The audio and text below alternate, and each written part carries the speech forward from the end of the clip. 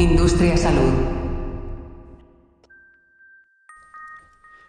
Hola a todos, mi nombre es Hugo Vite, soy creador y anfitrión del podcast Industria Salud y estamos muy emocionados porque estamos en una nueva etapa de este proyecto. Afortunadamente pues las restricciones de la pandemia ya están un poco más ligeras y bueno, tenemos la oportunidad en esta ocasión de tener nuestro primer episodio grabado en vivo, en persona.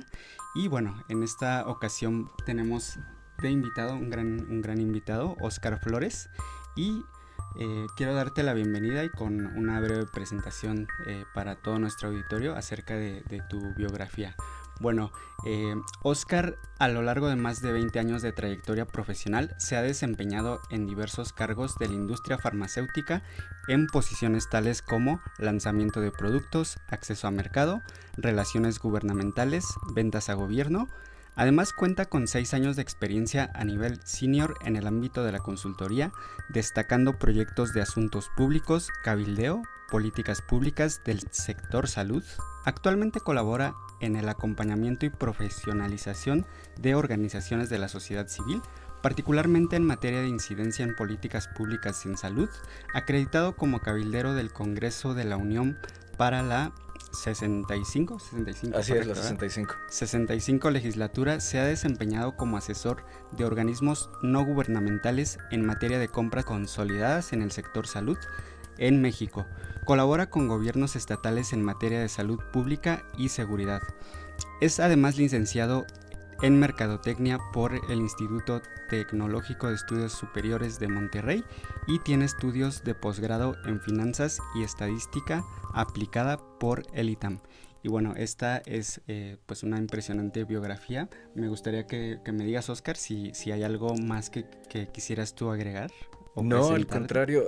Primeramente, muchas gracias por la invitación. Es un verdadero honor estar aquí con ustedes. Y yo apuntaría solamente que justamente estamos en un momento en que, a pesar de que parece ser que tenemos más de 20 años de experiencia en la carrera, en la industria farmacéutica, yo te diría que la realidad es que hoy tenemos 3 años de experiencia. Hemos tenido que aprender y desaprender a una velocidad Claro. muy importante, dados todos los cambios que se están dando en materia de política pública en salud, lo cual se vuelve un reto personal y profesional bien interesante. Pero muchas gracias. Ok, muchas gracias por complementarnos, Oscar. Bueno, vamos a dar ya inicio a esta entrevista, ya de lleno entramos en materia. Y bueno, esta entrevista consta de dos partes. La primera parte es que nos platiques acerca de tu trayectoria personal y profesional más a detalle. Y me gustaría partir con la siguiente pregunta.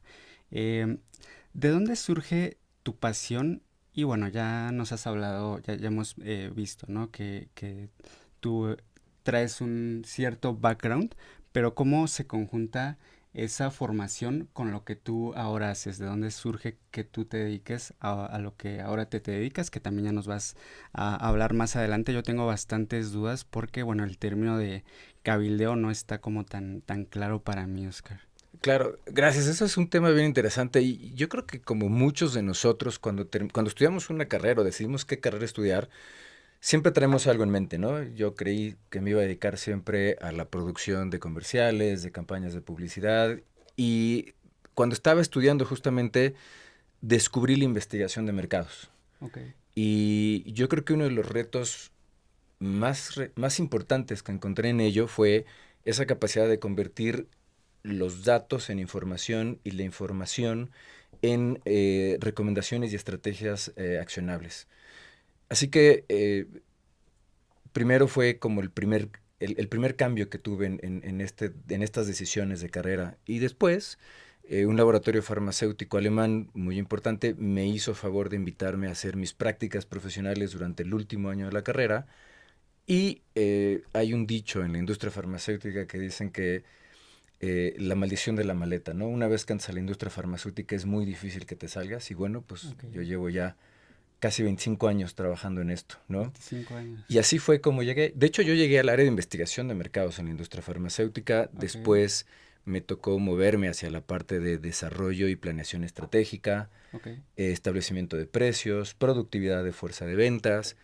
Y Después de eso empecé a trabajar ya mucho más en temas que tenían que ver con mercadotecnia, lanzamiento de productos, licencias de productos farmacéuticos con otros laboratorios. Y por ahí del 2005, otro laboratorio, un laboratorio suizo, me hizo el favor de invitarme a trabajar porque no entendían cómo funcionaba el sector salud en México. Es decir, tenían una gran venta de un producto, pero había sido más casual, digamos, la forma en que habían llegado a ese punto. Me invitaron a que trabajáramos en entender qué se había hecho, cuál era el rol que jugaba en el ciclo de vida de los productos, el mercado institucional, Bien. y de ahí fue que me empecé a involucrar en la parte gubernamental. Yo te diría que más o menos por esas fechas habíamos pocos gerentes de acceso de mercado, que es como se Ok. conoce dentro de la industria farmacéutica, a todo lo que tiene que ver con el trabajo institucional, ¿no? Lo que es la venta institucional de medicamentos, no la venta o la compra que el paciente hace en una farmacia después de haber ido al doctor, ¿no? Ok. Es un gran cliente el gobierno, ¿no? Es... Así es. Y antes yo te diría que lo que pasaba es que en términos de ciclo de vida del producto, tú preparabas el lanzamiento, tenías la parte previa al lanzamiento con los asuntos regulatorios, con los asuntos Claro. de preparación del lanzamiento, identificación de las audiencias médicas más relevantes. Y después lo que hacías es te empezabas a vender, lanzabas el producto, ibas a las farmacias, ibas a los consultorios, hacías promoción, y cuando se alcanzaba el ciclo el periodo de maduración en el ciclo de vida del producto, que empezabas a estancarte, normalmente buscabas cómo crecer otra vez la venta, Ok. y ahí es cuando volteábamos a ver al sector Público. público, justamente. Y en realidad lo que pasa ahora es que ya el proceso de manejo de un portafolio cada vez más empieza desde mucho antes. Ok. ¿No? Entonces empiezas incluso desde el momento de la planeación y de la revisión de la data clínica para hacer los registros sanitarios, a construir tu estrategia de acceso de mercado para estar listo prácticamente al momento del lanzamiento, ¿no? Entonces ha evolucionado bastante en los últimos 15 años el concepto de acceso de mercado o mercado institucional farmacéutico. Ok. Y retomando la pregunta, ¿cómo llegó a ser como pues una pasión, ¿no? Tanto que ahora ya, bueno, tú te dedicas a toda esta parte, ¿no? De la consultoría y en estos temas. Yo creo que uno de los temas más interesantes de esto es que es un proceso de aprendizaje continuo y eso es una de las Ok. cosas que más me gusta. Cada periodo o administración pública federal cambian las reglas del juego, cambian las personas que están en las instituciones y esto lo vuelve un mercado mucho más dinámico de lo que a veces nos imaginamos. Muy bien. Entonces, prácticamente te tienes que estar reinventando cada cierto periodo de tiempo, desaprendiendo y aprendiendo otras cosas. Y yo creo que es una de las cosas que más me ha gustado de este trabajo. Es decir, en 25 años no he hecho lo mismo por mucho tiempo. Todo, claro, La claro. dinámica misma del mercado te lleva a hacer No cosas es algo nuevas. rutinario, es No es algo, algo nada es rutinario, algo créeme. más retador. Ok, muy bien, muchas gracias por esta primera parte. Mi siguiente pregunta me está pues enfocada mucho a lo que ya hemos venido platicando, pero bueno, me gustaría que nos puedas profundizar un poco más en lo que te dedicas tú actualmente, o sea, cómo ayudas tú a las empresas o a las farmacéuticas, a tus clientes, en esta parte, ¿no? Que mencionábamos en tu perfil del cabildeo. O sea, tú te presentas, entiendo, con los legisladores, bueno, con los personas que hacen, que llevan la agenda Los pública, hacedores ¿no? de ley, ¿no? De las políticas Ok. públicas. Ah, ok, sí, perfecto. Háblanos, por favor, más a detalle de esta Claro que parte. sí. Gracias. Bueno, como comentabas tú en mi presentación, yo estoy registrado como cabildero en el Congreso de la Unión. Ok, ¿Esto qué quiere decir? Que yo registré mi perfil, registré todos mis datos, se hizo un screening junto con muchas otras personas que son ok, profesionales en esto, lo cual nos da acceso a el ámbito legislativo para poder interactuar de manera libre y profesional ok. con los legisladores en distintos temas. Es decir, yo no solamente soy un cabildero de salud. También estoy registrado para hacer temas de seguridad social, grupos vulnerables y ciencia y tecnología, por ejemplo. Con lo cual yo tengo esta posibilidad, como te decía, junto con muchos otros colegas, de tener esta interacción para ayudarle a los legisladores a entender cuáles son las razones por las cuales se deben de tomar ciertas decisiones en términos de política pública. Recordemos que los legisladores en muchas ocasiones pueden o no tener una formación o una experiencia relevante a términos o a temas, perdóname, como es la salud pública, ¿no? Claro, sí. Te voy a poner un ejemplo. Hay empresarios, políticos de carrera que tienen mucho tiempo en sus áreas de experiencia, pero cuando llegan a la Cámara de Diputados, ellos pueden participar activamente en varias comisiones específicas, comisiones parlamentarias. Entonces, hay personas que están muy enfocadas y muy interesadas de manera muy genuina en trabajar en la salud pública, pero que no tienen experiencia, no son médicos, no tienen experiencia en administración pública del sector salud, y entonces lo que hacen es, por un lado, tienen un grupo de asesores legislativos, perdóname, que les ayudan en todo lo que tiene que ver con la forma de plantear una iniciativa, por ejemplo. Sin embargo, a veces necesitan el acompañamiento para la toma de decisiones respecto hacia en qué sentido llevan esta legislación para asegurarse de maximizar el alcance de los objetivos de estas iniciativas de ley, ¿no? Y eso es un poco lo que se hace en el cabildeo, ¿no? Lo más importante es hacerlo de manera profesional y tratar de mantener el deber ser siempre presente. Y regresando a la otra parte de la pregunta que me decías, ¿cómo le ayudas por ejemplo, organizaciones de la sociedad civil, que es con algunas de las entidades con las que trabajo? Las organizaciones de la sociedad civil normalmente lo que buscan es construir una plataforma que le permita ayudar a los pacientes a alcanzar el tratamiento ideal en el menor tiempo posible y acompañarlos en el proceso para que el tratamiento empiece lo más pronto. Pero a veces también tienen que o buscan tener una injerencia, una incidencia en términos de lo que es la política pública, específicamente lo relevante a las enfermedades de los pacientes a los que están representando.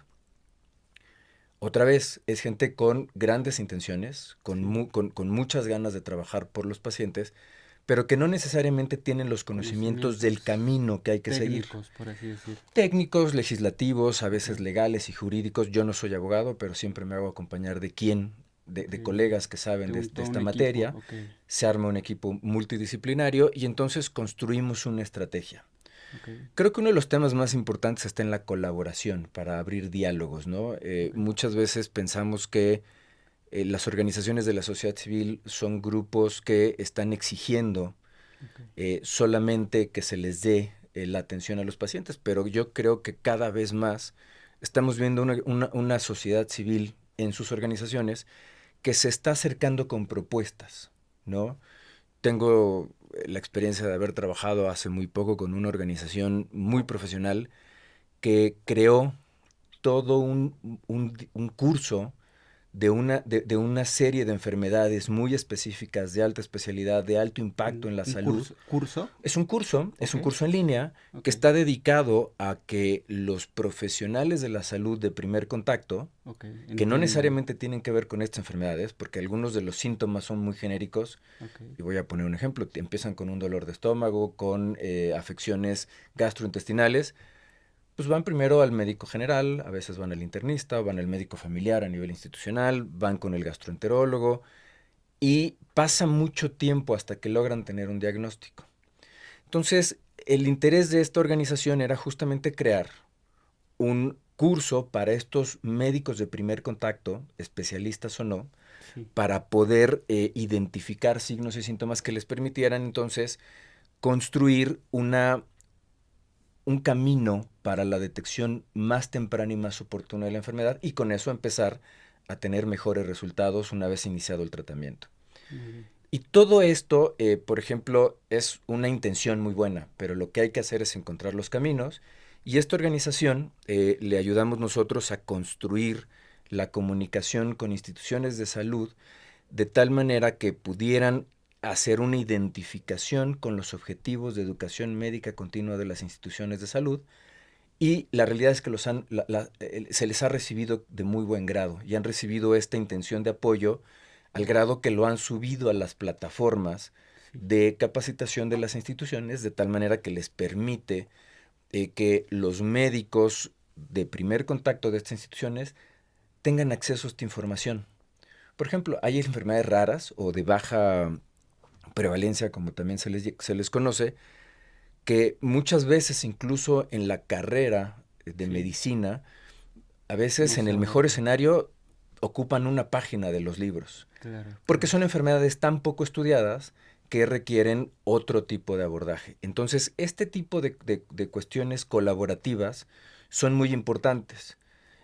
Como te podrás imaginar, pues esto hace que el proceso sea bien interesante, y de ahí el interés de mantenerme y continuar en esta carrera tan bonita. Muy bien, muchísimas gracias, bastante interesante, digo, no quisiera No, al contrario. desviarme tanto, porque ahorita el tema que viene está todavía más interesante, pero bueno, ahí es otro tema que, bueno, podemos en otro episodio, si tú te animas, lo podemos desglosar con mayor detalle.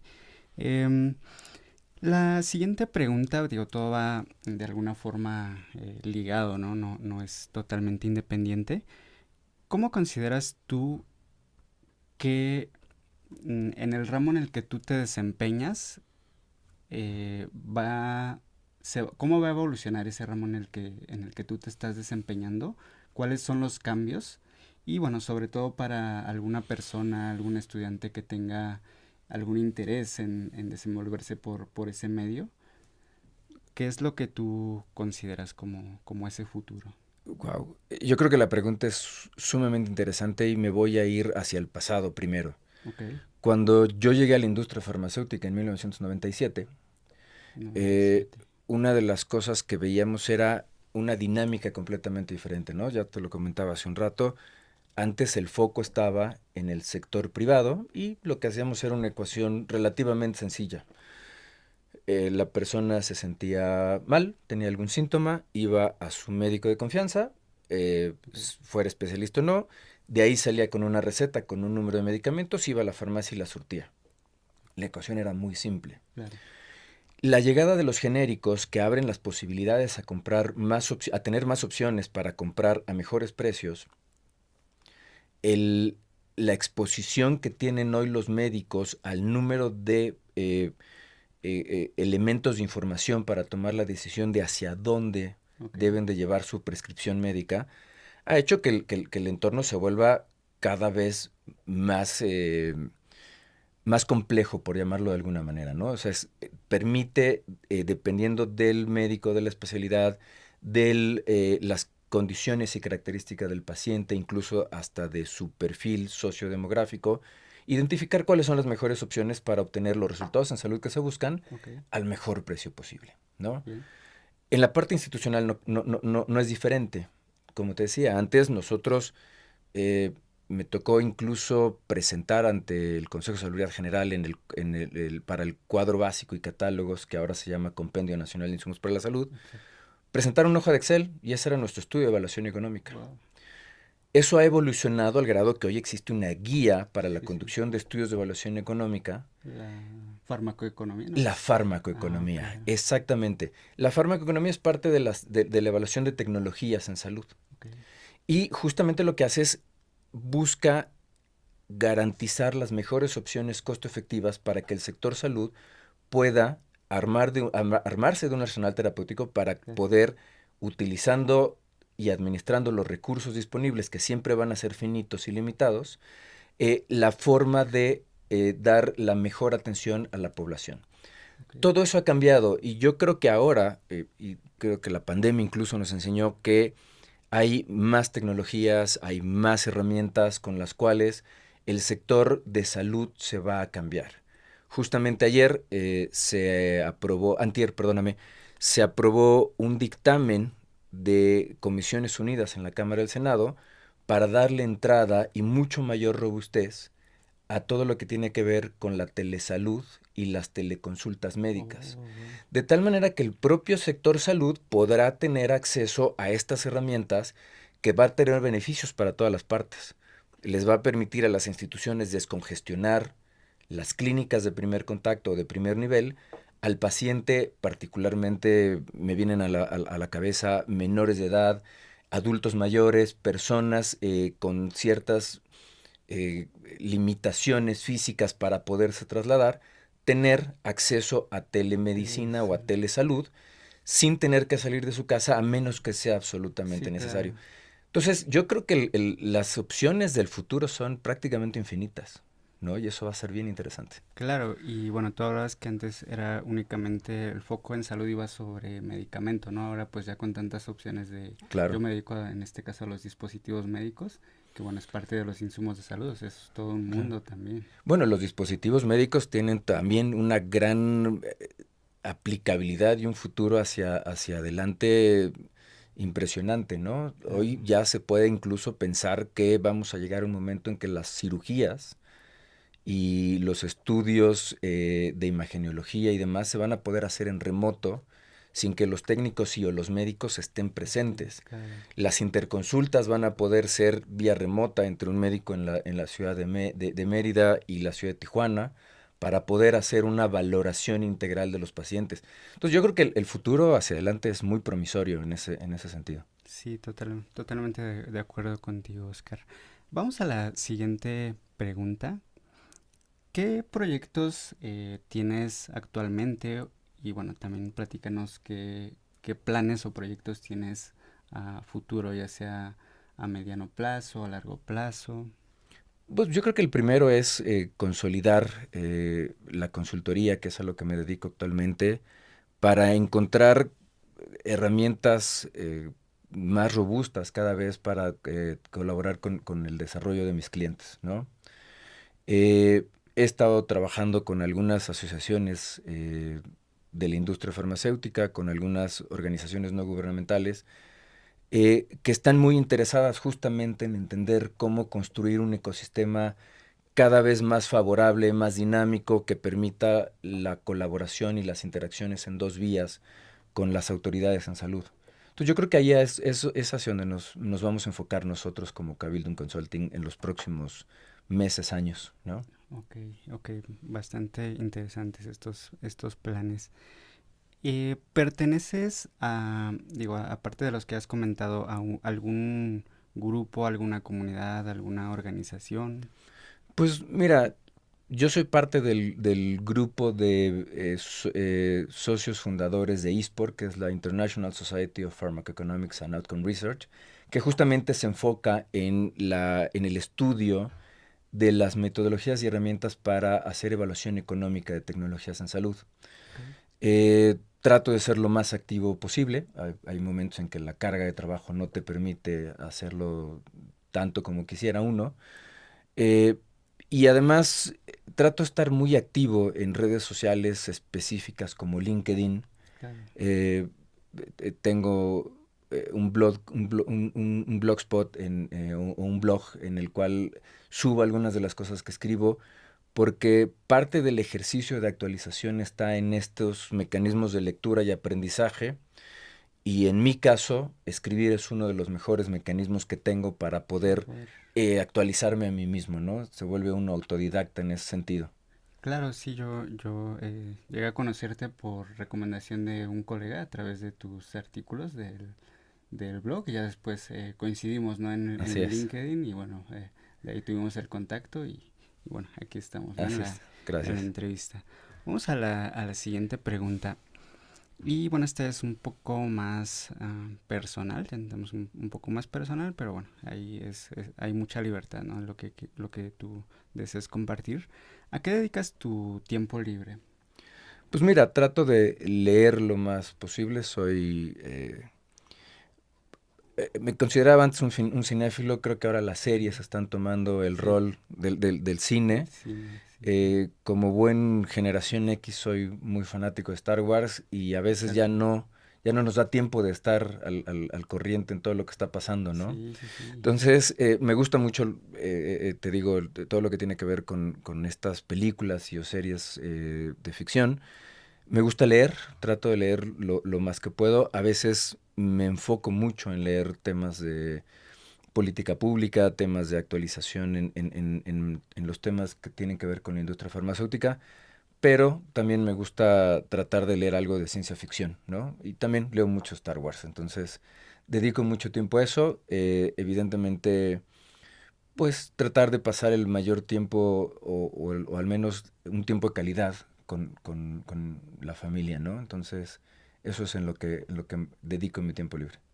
Ok, me hablabas de series, ¿alguna serie de ciencia ficción en particular Bueno, que te justo guste? está por empezar Obi-Wan, ¿no? Que tengo altas expectativas de ello. Ok, Antes de eso, pues todas uy, las series de Marvel y todas las de Star Wars que están ahora en las plataformas de streaming, sí, sí, que bueno, pues a veces no tenemos todo el tiempo que quisiéramos sí, para ver para, tantas opciones no, que sí, tenemos.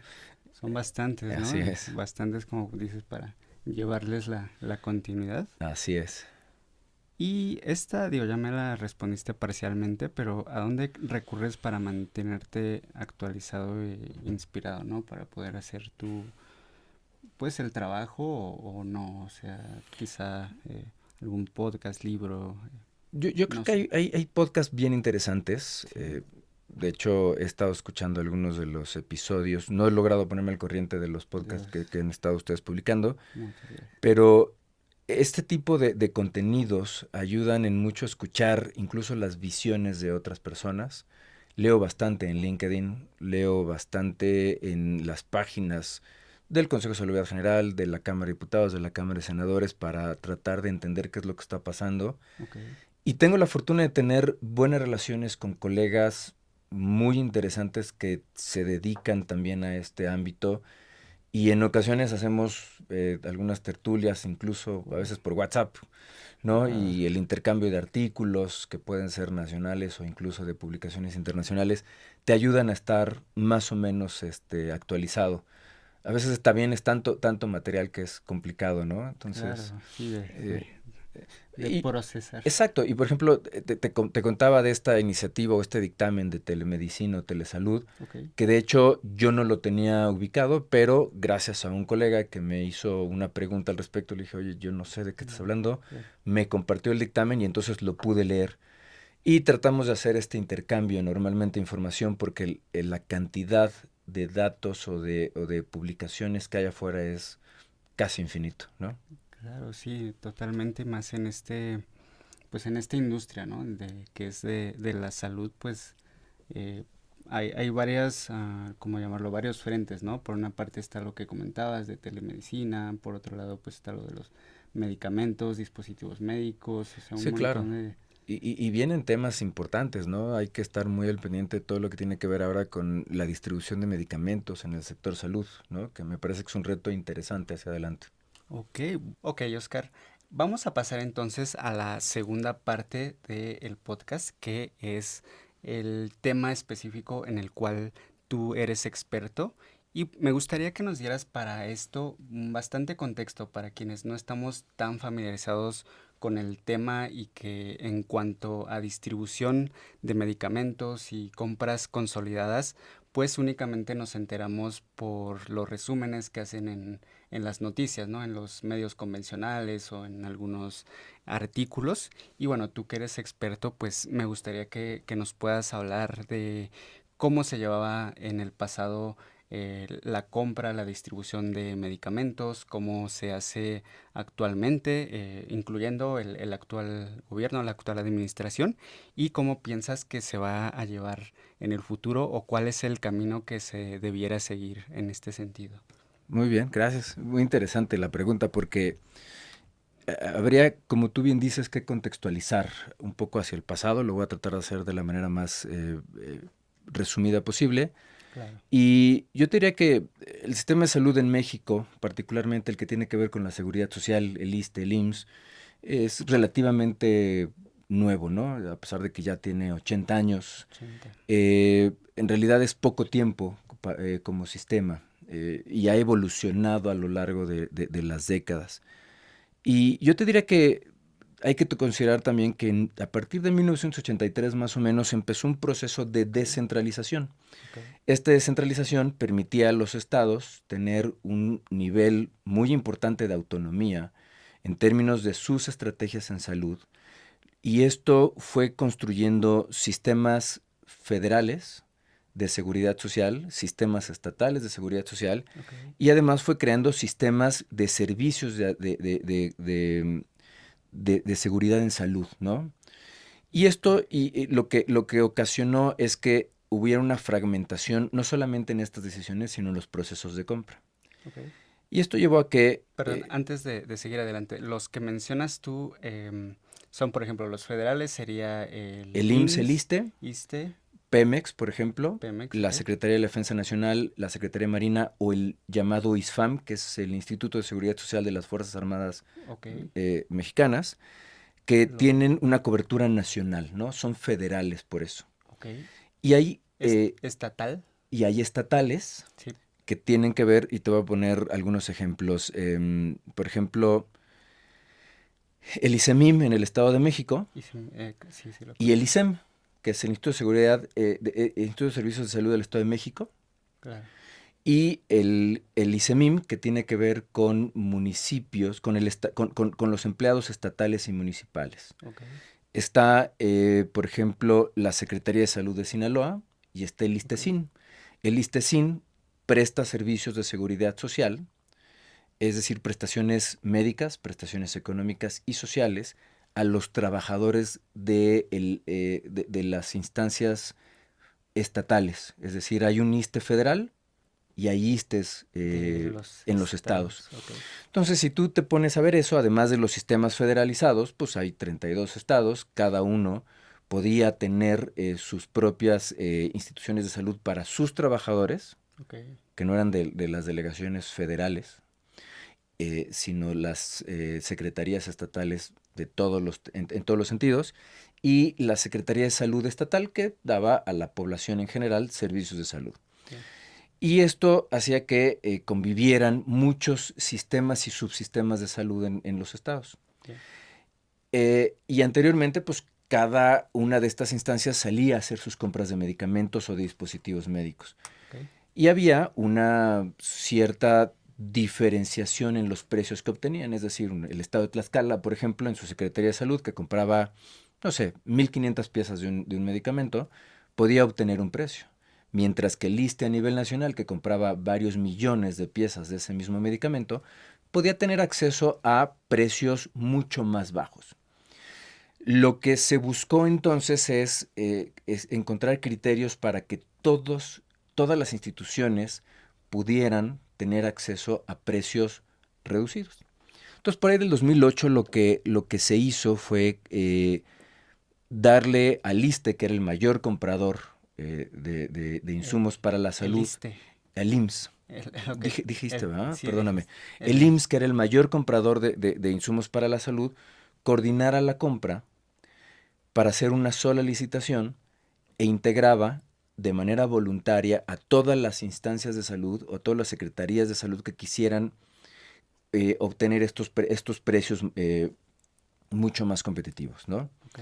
Y entonces lo que pasaba es que era una adhesión voluntaria y lo que construía era un proceso de compra donde se hacía la adjudicación a los ganadores, a todos aquellos proveedores que ofertaran medicamentos o insumos para la salud en general, que cumplieran con las características que están establecidas en el eh, cuadro básico en aquel entonces, ahora Compendio Nacional, para poder cumplir de manera técnica con los requerimientos, pero además que hubiera un criterio de selección que fuera el económico. Ok. ¿Y esto qué pasaba? Que una vez que se hacía esta adjudicación, bueno, pues esos proveedores iban con cada una de las instituciones y firmaban contratos de manera individualizada, es decir, la coordinación se limitaba a la convocatoria de la compra. Pero Ok. después los contratos se hacían de manera individualizada y esos proveedores se tenían que apegar a las condiciones documentales, normativas y logísticas para atender a cada una de estas Ok. instituciones de salud. Bueno, también en el 2008 se creó, dependiente de la Secretaría de Economía, una instancia que se llamó la Comisión Negociadora de Precios Ok. de Insumos del Sector Salud. Y esta lo que hacía es que la ley de adquisiciones establece que cuando hay varios oferentes, se tiene que garantizar que se cumplan con las condiciones técnicas o las especificaciones técnicas, y el que ofrezca el mejor precio es el que se va a quedar con esa adjudicación.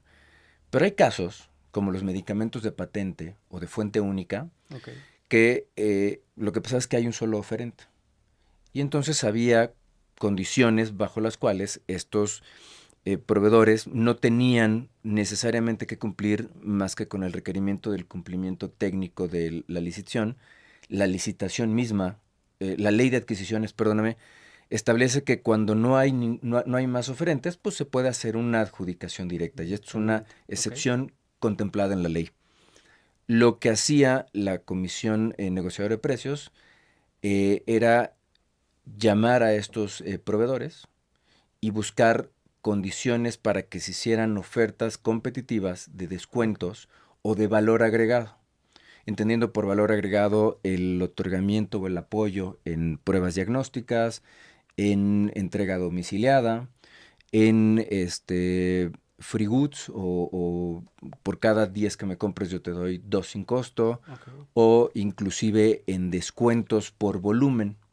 De tal manera que esta comisión lo que hacía es un contrato marco, y cualquier instancia de salud a nivel federal o estatal se podía pegar a estas condiciones. Y entonces obtenían las mismas condiciones, así comprara una pieza o comprara varios millones de piezas de estos medicamentos.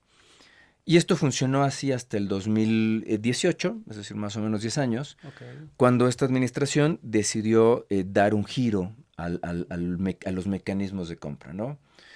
De entrada, tenemos que recordar que en 2018, en septiembre, cuando empieza el primer periodo ordinario de sesiones de la 64 legislatura, se hacen modificaciones a la ley y se otorgan las facultades para que la Oficialía Mayor de la Secretaría de Hacienda consolide las compras, no solamente del sector salud, sino también las de todos los sectores del sector público en México. Y se empezó a generar una dinámica diferente, donde lo que se buscaba era tener una interacción directa entre los fabricantes Ok. o los titulares de registro, que es como está establecido en la ley, Ok. y una instancia compradora, que en este caso era la Oficialía Mayor. De tal manera que ya no coordinaba el IMSS, sino la Oficialía Mayor, las compras de medicamentos. Esto lo que hizo es que fue llevando a un proceso en el cual, cuando en el 2020 se crea el INSABI, en enero del 2020, se hace el decreto de su creación en noviembre del 2019, Ok. El Insabi. el INSABI, el Instituto Nacional de Salud para el Bienestar, Ok. en sustitución del Seguro Popular. Pero Ok. además, en la creación del INSABI se le otorgaron facultades que el Seguro Popular no tenía. El Seguro Popular es como lo conocemos coloquialmente, el nombre, digamos, legal era Comisión Nacional de Protección, Comisión Nacional de Protección Social en Salud. Ok. Ese, ¿cómo funcionaba? O sea, parte de la atención en salud, o sea, entiendo cualquier persona se podía inscribir, pero ¿cómo estaba como fondeado y En demás? realidad era más una fondeadora o una administradora de los recursos que una entidad prestadora de servicios de salud. Lo Ok. que hacía el Seguro Popular es tomaba recursos financieros del presupuesto de egresos de la Federación, se hacía una estimación de cuánta gente no tenía cobertura en la seguridad social, es decir, IMSS, ISSSTE Claro. estatal, y sistemas de salud estatales, y se hacía una cápita para poder dar atención de primer y segundo nivel de atención. Básicamente primer nivel de atención, Ok. que era un catálogo de intervenciones o enfermedades que se llamaba cauces. Estos cauces lo que hacían es daban lineamientos de qué padecimientos, qué enfermedades, qué atenciones se daban, y estimaba una cápita que era más o menos del orden de los 1,900 pesos en los últimos tiempos que tenía.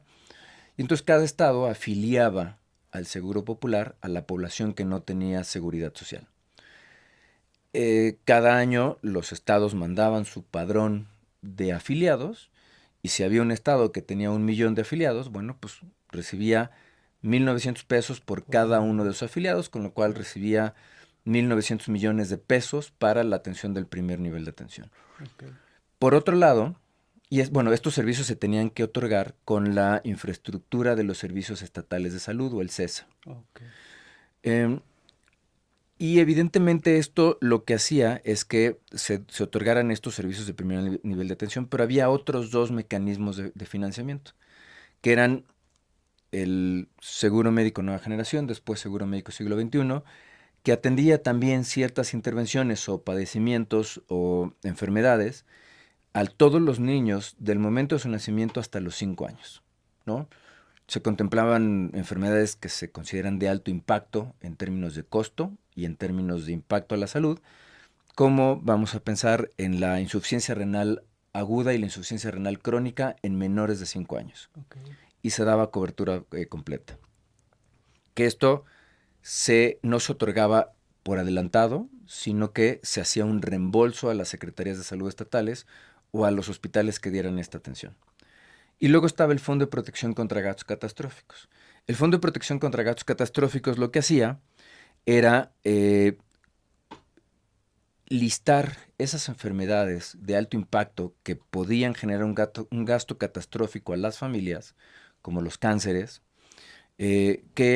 o las enfermedades lisosomales, que lo que hacía es, se establecían protocolos de atención.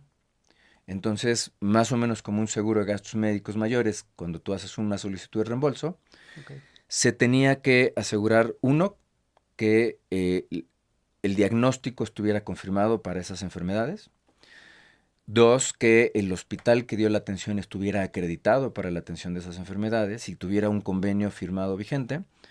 Y 3, que se hubiera cumplido con todo el protocolo de atención, con los tabuladores de estas atenciones, y que se apegara al anexo 2 o al catálogo de medicamentos, que era lo que necesitaba tener para poder atender a estas enfermedades. Y esto lo que hacía es que el Fondo de Protección contra Gastos Catastróficos pagaba hasta cierta cantidad de dinero para la atención de estas enfermedades, ¿no? Y el Fondo de Protección, te digo, funcionaba como un reembolso, es decir, las instituciones que estaban acreditadas tenían que presentar toda la documentación, todas las facturas y, según decía las reglas de operación, en 5 días hábiles les reembolsaban el dinero. Evidentemente todo dependía de qué tan completo estaba el expediente, qué tanto se había cumplido con el protocolo de atención, y estos 5 días podían ser probablemente más, ¿no? A lo mejor a veces mucho más, o estaban sujetos a revisiones o a rechazos. Con la extinción del Seguro Popular o la Comisión Nacional de Protección Social en Salud y la creación del INSABI, las 66 enfermedades que estaban cubiertas por el Seguro Popular pasaron de ser el Fondo de Protección contra Gastos Catastróficos, que estaba dentro de un fideicomiso, a convertirse en el FONSABI, que es el Fondo de Salud para el Bienestar, que lo que hoy hace es da la cobertura a estas mismas 66 enfermedades. El propósito que tiene esta administración es llevar estas 66 enfermedades hasta un número de 100 enfermedades para tener la cobertura, okay, ¿no? Entonces, más amplio. Okay. Y bueno, y regreso al tema de las atribuciones. Una de las atribuciones que no tenía el Seguro Popular, que hoy sí tiene el INSABI, es la consolidación de las compras a nivel federal y la consolidación de las compras de aquellos estados que de manera voluntaria hayan decidido adherirse a la operación del INSABI, ¿no? Entonces, es por eso que hoy la Oficialía Mayor, junto con el INSABI y otras entidades no gubernamentales internacionales, como es la UNOPS o la Oficina de las Naciones Unidas para Proyectos Especiales, quienes se dedican a hacer la compra a nivel nacional. Y entonces hoy el gobierno federal no le da todos los recursos que antes le daba a los estados para la compra de medicamentos, y se los da en especie. Con lo cual, mediante la utilización de un sistema que hoy el que se utiliza es uno llamado AMATES, que es un ambiente de administración de medicamentos y enfermedades, eh, consolida o intenta consolidar la demanda agregada para poder entregarles a todos los estados y a todas las instituciones federales los medicamentos que requieren, ¿no? Y esto lo hace de manera directa el INSABI o con ayuda del UNOPS. Ok, aquí me surge una duda antes de continuar con la siguiente pregunta. ¿Qué papel tienen las llamadas concentradoras? Entiendo que las farmacéuticas no tienen la capacidad logística para llevar directamente, pues sí, ¿no? Del sitio de producción al hospital, no pueden llevarlo, ¿no? Entonces se apoyan de ciertos terceros, ¿no? Y entre estos, yo recuerdo alguno, ¿no? Que entraron en bastante controversia porque pues al final concentran todo y bueno, entonces ya no hay en realidad una competencia, ¿no? Claro. Ese es un tema bien interesante porque las distribuidoras de medicamentos o las distribuidoras farmacéuticas que vendían al gobierno Sí. eran una suerte de intermediación, pero que tenían esta dinámica. Un distribuidor farmacéutico Okay. se acercaba a todos los laboratorios que podía y les pedía una carta de apoyo. En esa carta de apoyo, el laboratorio comprometía el precio, comprometía la entrega puntual de todos los insumos y con eso, en representación de todos estos laboratorios, un distribuidor farmacéutico se presentaba a la licitación, fuera consolidada o no consolidada. Una vez se le adjudicaba a este distribuidor farmacéutico, lo que hacían es muchos laboratorios le entregaban a una sola distribuidora que atendía a todas las instituciones con las que se firmaban estos contratos individualizados que te contaba hace un momento. Okay. Pero, ¿qué pasaba? Había una consolidación de la logística de entrega y una consolidación de la facturación y una consolidación de la cobranza. ¿Qué pasaba? Que si a la institución A el distribuidor farmacéutico X le vendía 500 claves, que podían ser probablemente de 20 laboratorios diferentes, Okay. consolidaba la entrega a todos los puntos o a todas las clues de entrega de esta institución. Y entonces consolidaba sus envíos y en un camión podían ir medicamentos de muchos laboratorios por volúmenes importantes. Entonces eso prorratea el costo de la logística. Además de que facturaba en cada entrega por todo esto. Y evidentemente realizaba la cobranza y hecho esto, pues pagaba a los laboratorios farmacéuticos por los medicamentos que le había entregado. ¿Había un margen de utilidad? Sí.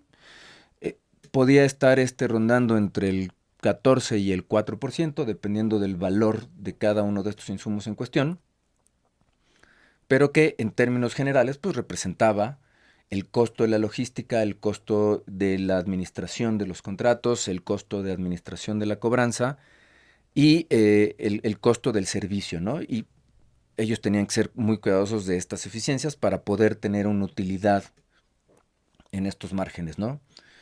Medicamentos de muy bajo costo, 15, 30, 20 pesos la caja, que se vende por millones, o márgenes del 4% de medicamentos que cuestan varios miles de pesos, pero que su volumen es de apenas unas pocas miles de piezas, pues hacían en términos netos el margen de operación que tenían estas distribuidoras. Claro. Y ahí una de las cosas que me parece que esta actual administración estaba buscando es que al eliminar esta figura, se pudiera disminuir el costo, pero la realidad es que el costo relativo no es tan alto y entonces no necesariamente se obtuvieron los descuentos que el gobierno hubiera esperado. Y al final del día, lo que hoy pasa es que, vamos a poner el caso de UNOPS. UNOPS sale a una compra, hace una compra en los términos de sus condiciones administrativas.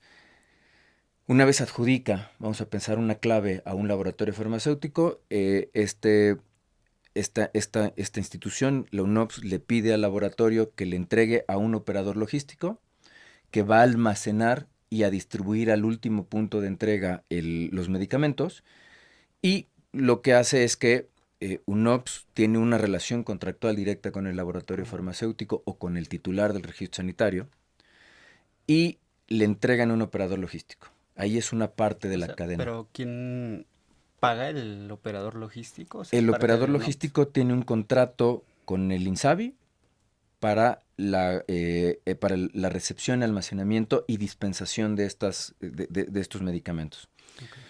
Y lo que pasa es que ahora la institución A, que antes le avisaba al distribuidor y el distribuidor a veces tenía inventario para despachar de manera inmediata, hoy lo que pasa es que la institución le avisa a UNOPS y hacen calendarios para que el titular del registro sanitario le entregue al operador logístico o para que, la institución le avisa a INSABI para que le avise a UNOPS, para que le avise al titular del registro sanitario para que le entregue a un operador logístico, y a su vez la institución le avisa al INSABI para que le avise al operador logístico para que le despache a esta persona.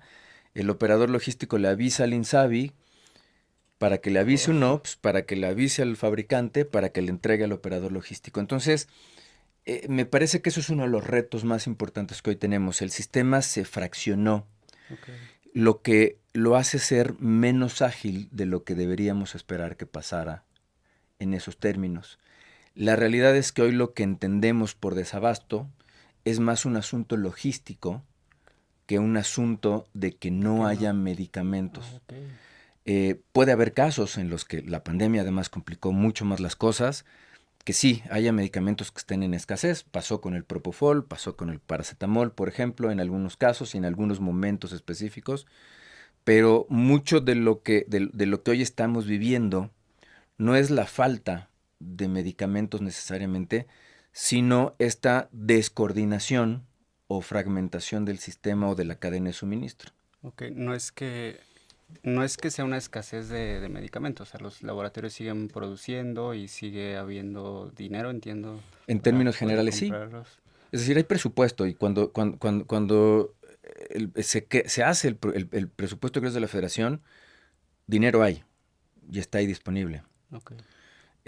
Cuando se habla de los procesos de adquisición, se llevan a cabo y en términos generales se podría decir que se cumple con las adjudicaciones. Han sido menos eficientes por temas administrativos, ¿no? Antes el IMSS, cuando coordinaba la compra consolidada, probablemente en el 2008 tenía una tasa de adjudicación del 90%, Okay. y tenía 10% de lo que se llaman claves desiertas.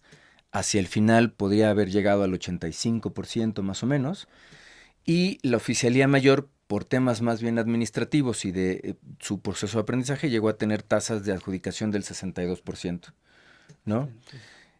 Pero tiene más que ver con estos procesos que con que no haya medicamento, ¿no? Sí hay casos donde sí hubo medicamentos que no están disponibles, pero yo creo que tiene más que ver con la necesidad de reintegrar otra vez Okay. el sistema de adquisiciones y la cadena de suministro. Y hay que también entender una cosa bien importante. El proceso de consolidación del abasto de medicamentos o de otros insumos como los dispositivos empieza mucho antes del año en cuestión. Okay. Tiene que ver con una planeación de las necesidades que empieza normalmente en mayo. Eso lleva a una integración o a esta consolidación de la planeación se llama demanda agregada, Okay. con la cual se hacen los presupuestos para poder mandarle a la Secretaría de Hacienda por ahí de julio a agosto todos los requerimientos presupuestales para que la Secretaría de Hacienda se lo mande el 1 de septiembre a la Cámara de Diputados dentro del paquete del programa de egresos de la Federación, que se revisa a partir de esa fecha, el 1 de septiembre, y por ahí del 15 de noviembre se deberá de tener un dictamen o una aprobación o no del presupuesto para el siguiente año presupuestal, ¿no? El siguiente ejercicio presupuestal. Entonces, está esta parte del proceso de planeación de la demanda y de la presupuestación, que yo te diría en términos generales, el dinero ahí está. Siempre los recursos van a ser un tema de discusión, si son suficientes o no, pero viene también el proceso de contratación o consolidación. Si tú quieres empezar la entrega o dispensación de medicamentos para un contrato del 1 de enero al 31 de diciembre de un año, tú tendrías que estar convocando en octubre a una licitación, hacer cumplir con todos los tiempos y procesos y partes del proceso licitatorio que están establecidos en la ley de adquisiciones, Okay. y tener por ahí de noviembre, diciembre, en el peor escenario, un fallo de adjudicación, es decir qué claves le adjudicaste a qué proveedores, para que se lleve a cabo una firma de contratos y a partir del 1 de enero tú puedas empezar a dispensar, Wow. ¿no? Está Entonces, el proceso es muy complejo, pero también tiene partes muy bien definidas. Okay. Después vienen las entregas, ¿no? Hoy UNOPS lo hace de manera calendarizada porque así es como ellos entienden su proceso. eh, y lo que hacía el IMSS, el ISSSTE y otras instancias lo iban haciendo en base a órdenes de reposición. Es decir, ellos iban monitoreando sus inventarios. Cuando llegaban a cierto nivel, se disparaba una orden de reposición. Esa orden de reposición se enviaba al distribuidor farmacéutico. El distribuidor farmacéutico entregaba, eh, casi siempre en tiempo y forma. También había ciertas fallas ahí, pero eran parte de un proceso tan complejo. Y re- rellenaba su inventario para estar listo para distribuir, ¿no? Hoy, como te explicaba, hay muchas partes que se tienen que estar hablando entre sí y a veces no hacen o no permiten que la comunicación sea tan fluida. Y vas a ver por ahí que hay una iniciativa de ley de la Ley de Adquisiciones y Arrendamiento de Servicios del Sector Público, la LASP, que está buscando justamente eso, crear un sistema que permita la consolidación de todo este proceso desde la planeación hasta la ejecución de los pagos. Evidentemente esto va a requerir recursos, recursos humanos, tecnológicos, intelectuales, financieros, que van a tener que estar en lugar para poder construir un sistema de este calibre, ¿no? Falta mucho por avanzar, pero me parece que los primeros pasos se están dando y yo espero que haya una apertura a este tipo de iniciativas. Bueno, Oscar, entonces retomando la última pregunta que te mencionaba, em, ¿qué impacto va a tener estas nuevas compras? Bueno, este nuevo planteamiento que tú estás indicando que se está proponiendo. ¿Tú consideras que ese es el camino para poder tener un sistema eficiente en cuanto a la distribución de medicamento? Yo creo que es uno de los primeros pasos. Me parece que como cualquier sistema complejo, requiere de abordarse en fases y en etapas, ¿no? Me parece que va a requerir de actores importantes en la parte política, legislativa, en la parte institucional, pero también en la parte tecnológica, y Claro. va a tener que estar acompañado y acogido por la propia industria farmacéutica, que me parece que son indispensables en este proceso. Entonces, yo creo que esta primera iniciativa se vuelve algo importante. No es lo único que se tiene que hacer, pero es un buen primer paso, ¿no? Inclusive yo creo que esta iniciativa en sí mismo se va a tener que adoptar e integrar de manera escalonada, ¿no?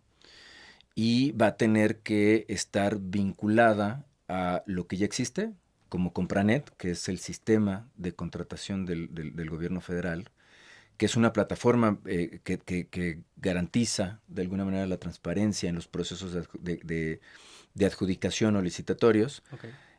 Se va a tener que tomar como fundamento algunas cosas que ya sirvan para acelerar este proceso. Me viene a la mente el sistema de abasto institucional o SAI del IMSS, que ya existe hace mucho tiempo Ok. y que puede ser un buen punto de partida para construirlo. Me parece que vamos a tener que hacer uso de nuevas tecnologías que hace probablemente 4 o 5 años ni siquiera nos hubieran podido pasar por la cabeza, Como... como la nube, Ok. ¿no? O sea, servicios de almacenamiento, gestión y interfaces basadas en la nube.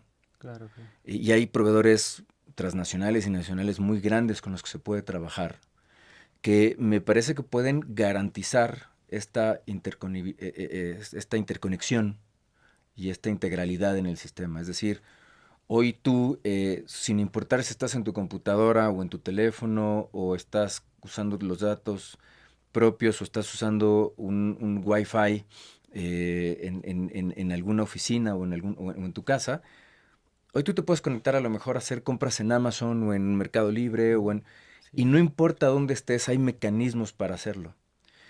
Entonces requeriría, daría mucha flexibilidad por un lado, pero también daría mucha oportunidad de no tener que invertir a lo mejor en grandes servidores a nivel institucional. Sí va a ser necesario otros requerimientos que sí o sí deben de estar, como los anchos de banda y demás, pero lo más importante, tenemos que partir de la identificación de los sistemas, de los procesos, de los requerimientos, de los pasos, de los niveles de autorización y de interacción para poder entrar a estos sistemas. Entonces yo creo que es un primer buen paso, pero va a requerir de un proceso de adopción y de creación y de diseño que puede ser de 1 o 2 años, ¿no? Pero nunca va, o sea, siempre vamos a tener que dar el primer paso para poder caminar 1000 kilómetros, ¿no? Entonces, esto es un buen primer paso. Ok, y no quisiera dejar pasar el tema de... Yo me dedico sobre todo a la parte regulatoria y sobre todo en dispositivos médicos, pero bueno, se escuchó bastante el tema de la UNOPS y sobre todo el tema de compras, solicitaciones hacia proveedores extranjeros que en muchas condiciones no tenían o registros sanitarios o no tenían ni siquiera algún certificado, ¿no? Puede ser algún aprobación del país de origen, un certificado de unas prácticas de fabricación, muchas cuestiones, ¿no? Que la crítica como del sector regulado era que porque comprar pues insumos que no cumplían con lo que se estaba exigiendo a todos los demás, pues digamos, titulares de registro sanitario, que bueno, es una inversión muy grande, ¿no? Obtener un registro sanitario, tener una planta, y bueno, eso quizá tampoco estaba garantizando que lo que se estaba entregando, pues eran medicamentos de calidad. Digamos que la insignia de eso fue como el etiquetado, ¿no? Que se llegaron, desconozco si eso pasó, pero que había medicamentos con etiquetado en otros idiomas excepto español, ¿no? Ya sabes, ruso, chino, etcétera. Sí, llegaron en, creo que ucraniano y Sí, en coreano. Supe de algunos casos. Creo que fueron los ok, menos, porque eran además compras de emergencia. ok, Eh, Mira, no soy experto en la parte regulatoria, pero coincido en el tema de la calidad, ok, ¿no? En la medida que tú garantices o las autoridades garanticen que se cuentan con todos los permisos en forma y con los tiempos regulatorios que tú conoces probablemente mejor que yo, haya un seguimiento y se permita la trazabilidad para garantizar la seguridad, ¿no? Eh, yo creo que, y bueno, tú también conoces mucho más de esto que yo, pero la NOM 240, que habla de tecnovigilancia para claro, dispositivos médicos, dispositivo. establece claramente los criterios y los planes de manejo de riesgo en distintos niveles, niveles 1, 2 y 3. Al menos así es en medicamentos, no sé si sea lo mismo en. Similar, es similar. No, no se establece de esa forma, pero es el mismo principio. Claro, pero digamos, tienes toda una metodología y una normatividad que te permite de alguna manera trazar Claro, por lote, por institución, por contrato, dónde se llevan a cabo estas entregas. Que además, en algunos medicamentos muy especializados o en algunos dispositivos médicos también muy complejos en su operación, pensemos en un mastógrafo, eh, evidentemente el cumplimiento de todo lo que tiene que ver con instructivos, con indicaciones, con usos, con notificación y con la trazabilidad para cuando haya algún reporte, ¿no?, de un evento adverso, por ejemplo, en el caso de los medicamentos, tengas los criterios para poderlo seguir. Sí, claro. Cuando tú traes medicamentos que se importaron probablemente de urgencia o en situación de emergencia, como lo fue en la pandemia, bueno, estás partiendo de la base que son medicamentos que se van a usar rápido y que en principio cumplen Ok, con al menos la normatividad del país de origen, al menos. ok.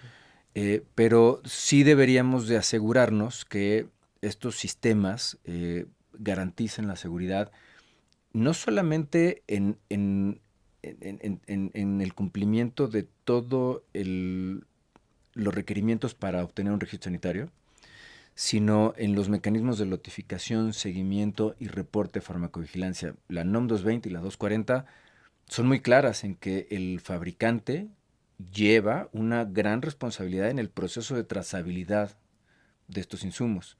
Con lo cual, cuando tú traes un medicamento de un fabricante que ni siquiera está en México Está en México. establecido con una figura legal, pues va a ser difícil que hagas un rastreo o Claro. que o que ese fabricante o titular del registro sanitario se haga cargo del proceso de la fármaco o tecnovigilancia.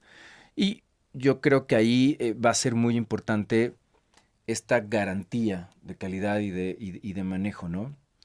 Uno de los temas que es un reto que estamos viviendo hoy día, particularmente con medicamentos que tienen una caducidad o una vida útil muy bien establecida por las autoridades locales, normalmente de 24 meses, lo que hemos estado viendo es que hay medicamentos que por estos retrasos en la cadena de suministro o este fraccionamiento de la cadena de suministro, hoy estamos viendo que hay producto que o se está caducando o está en caducidades menores a los 12 meses que normalmente piden las instituciones de salud, que por su manejo ha sido difícil manejar cómo se van a administrar. Y a veces también incluso el manejo de los inventarios, ¿no? Primeras entradas, primeras salidas, porque no es lo mismo que tú llegues con un lote, lo pongas en un lugar, luego llegue el siguiente Claro. lote, lo pones enfrente y entonces empiezas a usar, ¿no?, un sistema de primeras entradas, últimas salidas, cuando en realidad no debería de ser así. Y yo creo que va a ser muy importante también esto. Por eso te decía que este tema de la sistematización del abasto es solamente uno de los pasos que hay que seguir para garantizar la calidad en la distribución de insumos para la salud en el sistema de salud mexicano. Muy bien, bastante interesante. Me gustaría también profundizar en otro tema de una vez que se monten todos estos mecanismos de los que hablamos, ¿son susceptibles a ser cambiados nuevamente por una siguiente administración o son permanentes o son relativamente difíciles de cambiar o de mantener? Porque bueno, estamos en el entendido de que pues cada administración trae diferentes ideas. Ahorita es como, entiendo que está muy enfocado a atacar lo que consideran corrupción y demás. ¿Cuál es lo que tú consideras que sería el reto ahí de una siguiente administración? Vamos a hablar de que regresa el PAN o el PRI, no sabemos, ¿no? Ujú. Yo creo que todos los sistemas, por un lado, son sujetos de mejora, y todos los sistemas son sujetos de crítica o de cambio. Lo más importante aquí va a ser que este sistema que se cree sea lo suficientemente robusto como para que no se pretenda cambiarlo de un plumazo y empezar desde cero. En la medida que haya sistemas implementados con un nivel de robustez que garanticen transparencia, trazabilidad y de alguna manera protejan de temas de corrupción, eh, la perdurabilidad de estos va a ser mayor, ¿no? Y entonces todos son relativamente fáciles o relativamente difíciles de cambiar, dependiendo de las decisiones que se tomen, ¿no? Sí. Yo creo que el sistema de salud en México es uno de los temas más delicados, ¿no? Por ejemplo, me viene a la cabeza la idea de hacer de Birmex Ok, el distribuidor de insumos para la salud del Estado. bien. La idea no es mala, pero tampoco es nueva. Es una idea que viene desde administraciones anteriores, pero que al momento de hacer un análisis concienzudo y detallado de lo que se requería en términos de tiempo y de recursos, todos los que ya habíamos hablado, para poder hacer el cambio, son proyectos probablemente a 4 o 6 años, por lo menos para empezar a ver resultados. Entonces tiene que haber un periodo de transición para poder llegar a estos puntos. Por eso te decía, es relativamente fácil, porque es muy fácil criticarlos, y es relativamente difícil porque implican tiempo e inversiones que a veces no se tienen a nivel de las administraciones federales, que hemos visto que cada 6 años, aún inclusive en la continuidad partidista, pues el que llega quiere poner su sello y entonces se rompe con lo que había anteriormente, ¿no? El secreto va a estar en cómo se le da continuidad a estos proyectos y eso va a depender en mucho de la robustez y del sentido común, ¿no? La intención de evitar la corrupción me parece que es muy loable. El reto está en cómo hacerlo, ¿no? Y ahí es donde me parece que va a venir el futuro. Ok, en este tema quizá de corrupción o de cómo se compra y que para mí se relaciona un poco con el precio, ¿no? Cuando una institución que quizá no es a nivel federal, que pudiera ser algún hospital estatal o algo un poco más pequeño, em, existe esa posibilidad de que los funcionarios puedan pues beneficiarse de hacer una compra, una adjudicación directa. Sí, siempre hay un espacio, ¿no? Desafortunadamente, como seres humanos tenemos esta capacidad de buscar los espacios. Yo creo que hay herramientas para minimizar esas oportunidades, ¿no? Creo que Compranet lo fue en Ok, su momento y lo sigue siendo.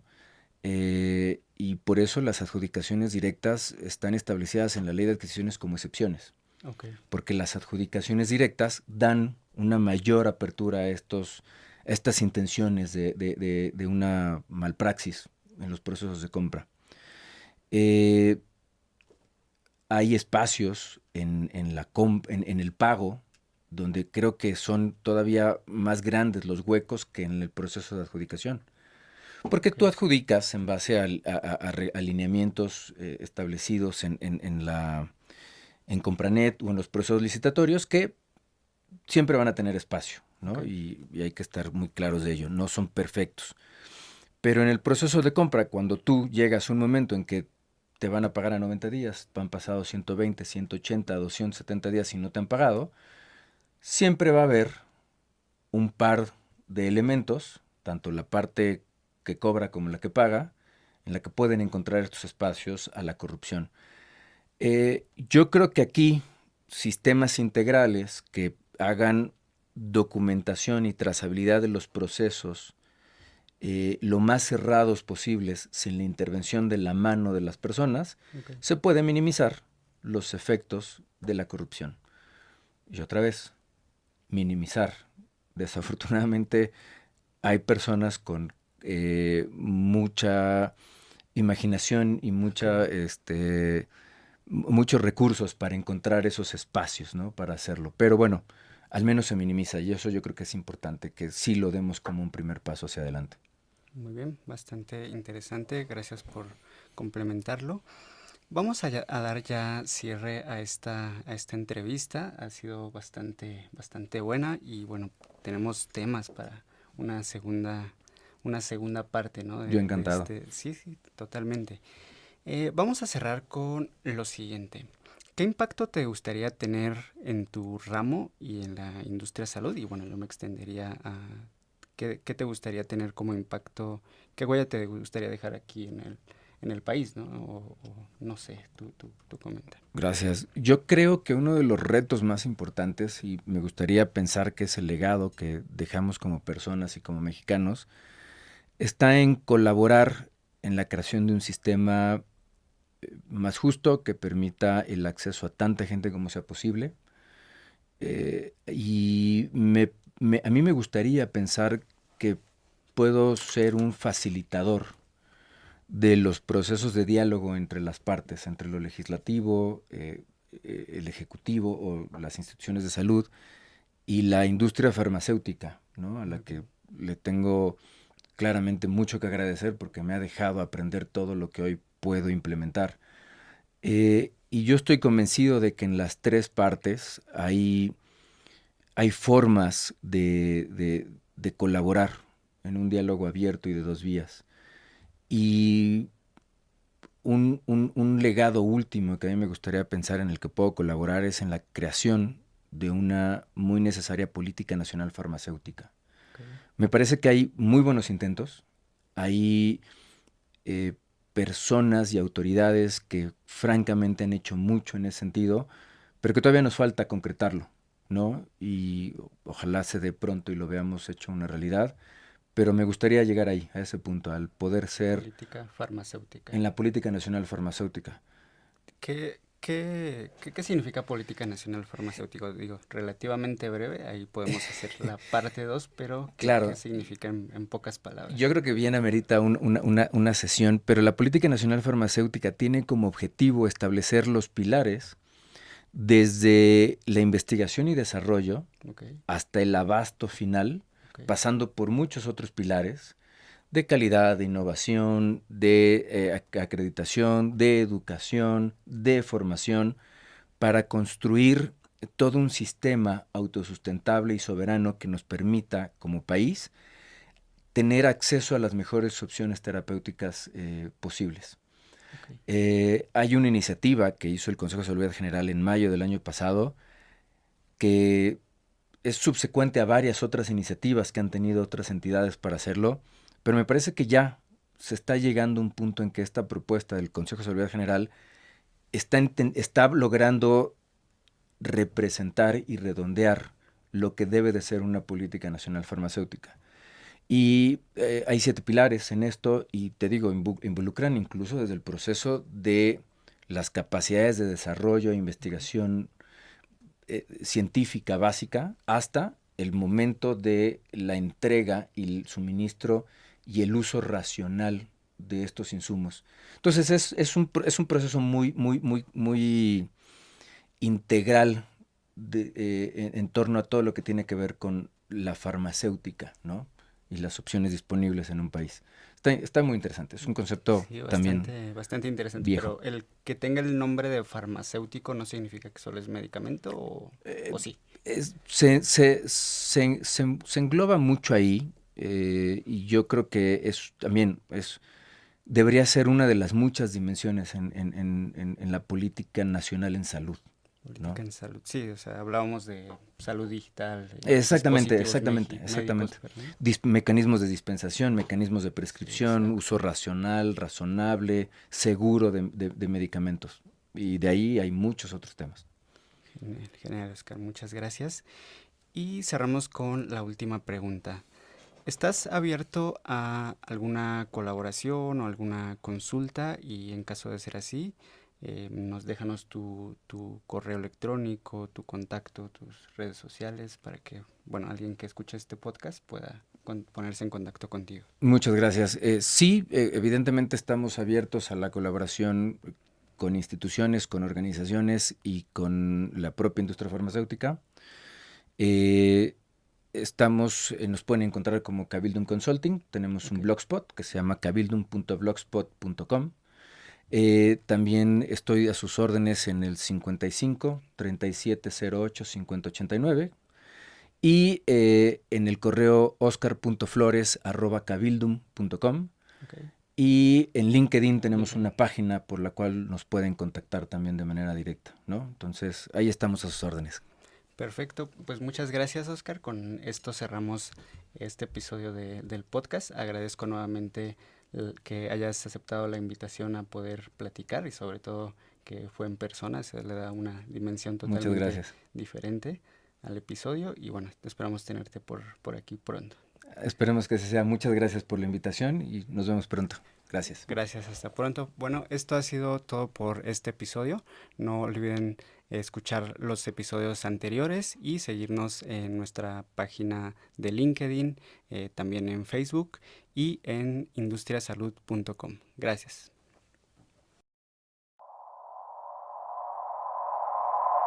Industria Salud.